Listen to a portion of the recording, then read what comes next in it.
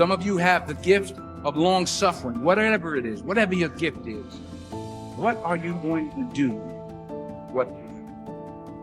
I want to tell you something that I learned that changed my life. I was reading a book one time that had a quote in there from Albert Einstein. And Albert Einstein said, "Imagination is everything. It's the preview to life's coming attraction." Can I tell you, you cannot sit on your couch and wait on the Lord. Life will pass you by.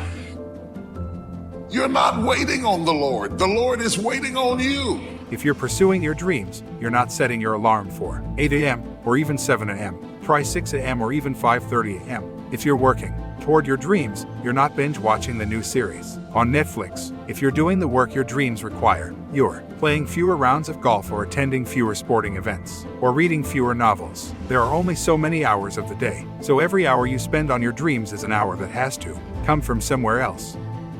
Sometimes it's the best way to figure out where you're going. Your life will never be a straight path. While it may be frightening, also be rewarding. Because the chances you take, the people you meet, the people you love, the faith that you have, that's what's going to define you. Small mind, discuss other people. Gossip. Good minds discuss events. Great minds discuss ideas. I was Eleanor Roosevelt. I was also Pauletta's father, my father-in-law. He was a great man. He taught me so much about what being a man really is. If you think about that, that's a really, really true statement. Because everything you see in this world came from somebody's imagination. Everything. Somebody was talking on the phone one day, on that wall phone, connected to the cord, and tried to walk, and it didn't go no further. And he wanted to just go outside and get something out the car. Somebody said, "You know what? I wish I could take this phone outside." Everybody in here got a cell phone. It was in somebody's imagination.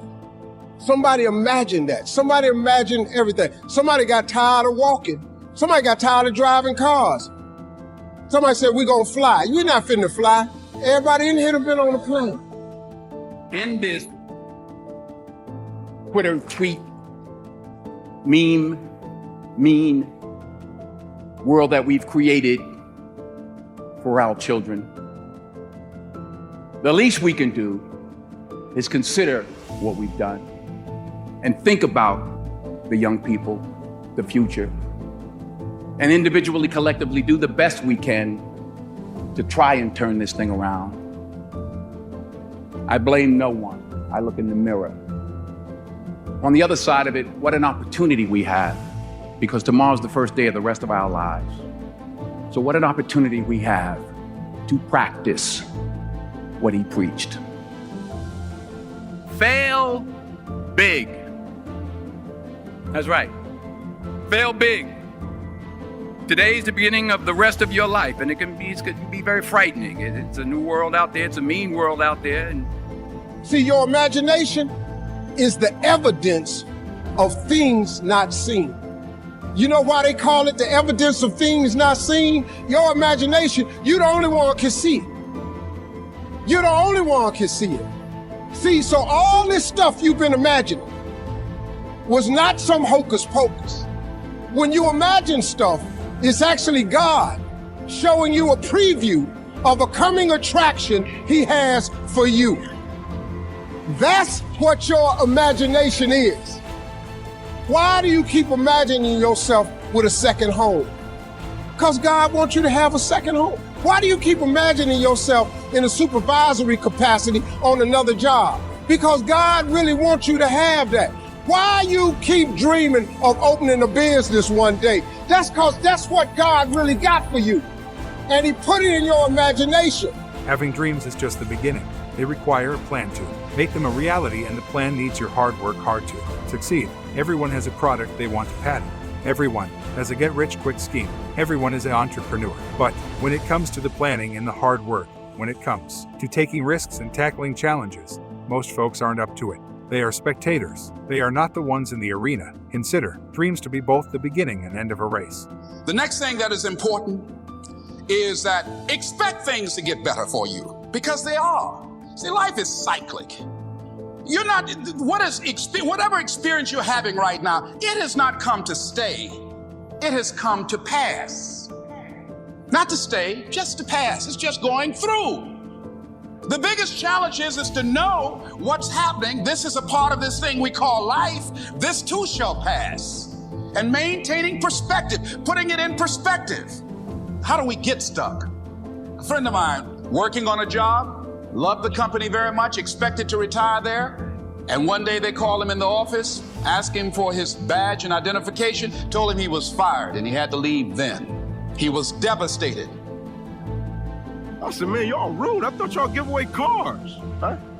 I just got a book, and I got so discouraged. I went around the back of the building, and I sat down in the parking lot, and I looked up at the sky, and I'm like, God, man, my wife's gonna chew me out. And I get up, and I go around the side of the building. At this point, everybody has went into the building. And it's one gentleman, and he's sitting on the curb, and he looks to be a homeless gentleman. And I sit down beside him, and I say to him, sir, how are you? He said, man, I'm great. How are you? I said, man, I've seen better days. The irony of the situation. And I look up to my left, and when I look up to my left, coming down the sidewalk was Oprah and her security guard. And I stand up and I fix my suit. I say, here goes, right? And I start walking toward her, and they're walking toward me, and I'm thinking in my mind, surely she's gonna send security up, move me out of the way, but I shot my shot. And as I'm walking, they're continuing to come, and she stops dead center in front of me, and she grabs my suit and she shakes it. And she says, this is a nice suit.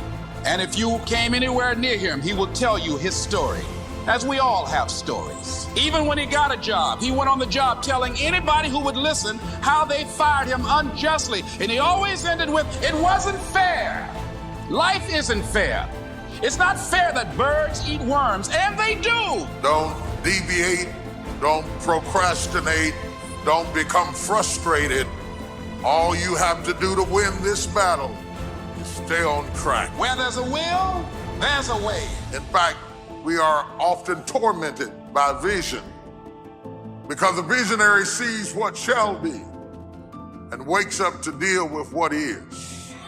He warns us and declares to us that the steps implies process. Inspiring habits. Means it's gonna take a while. Means that you can't get to the destination just because you want it. I said, thank you. I know she was shaking it to see if I had a gun or a knife or something, right?